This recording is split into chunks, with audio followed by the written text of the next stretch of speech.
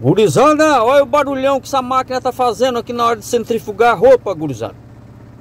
Na verdade é por causa dos pezinhos dela aí que tá desequilibrado. Eu até tentei calçar aqui com um negocinho de sapato aqui, mas não resolveu, o barulho continua aí, ó, a mulher reclamou. Aí o que eu fiz, gurizada? Vou mostrar pra vocês no vídeo aí. Uma coisinha simples que eu fiz aí que resolveu, ajudou bastante aqui a diminuir essa trepidação aí da máquina. Talvez você possa fazer aí no seu também para resolver o seu problema, beleza? Então fica no vídeo aí, acompanha aí para vocês verem o que foi que eu usei aí, que não precisei pagar absolutamente nada, gurizada, para conseguir resolver.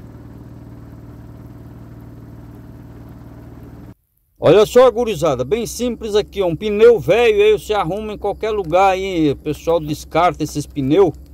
Você vai fazer até um bem aí para a natureza, ó.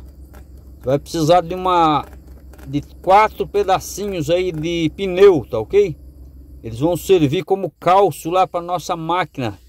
Vamos pôr embaixo dos pezinhos dela, olha aí, igual eu fiz aí, cortei 4 pedacinhos aí por igual. Cuidado na hora de cortar aí para não se machucar, tá ok?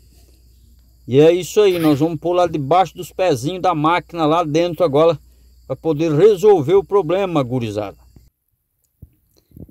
Olha aí, ó, tô colocando aqui, gurizada, um calcinho em cada pezinho, tá ok?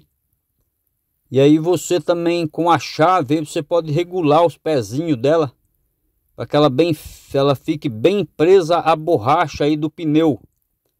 Simples assim, gurizada. Aqui diminuiu o problema aqui em 80% aí o barulhão da máquina, essa trepidação toda. Então fica aí a dica para você, tá ok?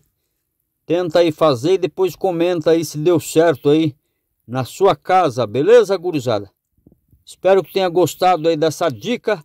Até o próximo vídeo. Tchau, tchau.